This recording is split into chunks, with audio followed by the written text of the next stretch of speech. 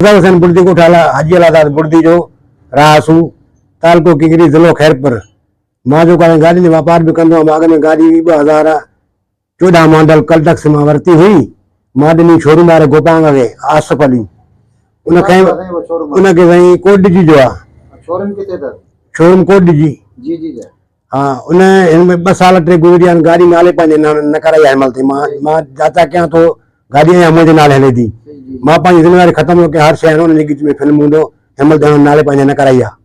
तव्हांजो चवणु आहे त तव्हांजे गाॾी जेका 2014 मॉडल आहे जेका तव्हां वापार कयो 2 साल अॻु हा गोपांग सां मां क्लियर ॾिनी हर शइ ओके शइ ॾिनी आहे पर हिन महिल ते तव्हां दाम कूक कंदा था अचो पर पंहिंजे नाले नथा कराइनि सुभाणे नफ़ो आहे नुक़सान आहे या चालान वग़ैरह या उन्हनि जी ज़िम्मेदारी शोरूम वारे जी ज़िम्मेदारी आहे ये बयान रिकॉर्ड करे रखियो ठीकु आहे साईं।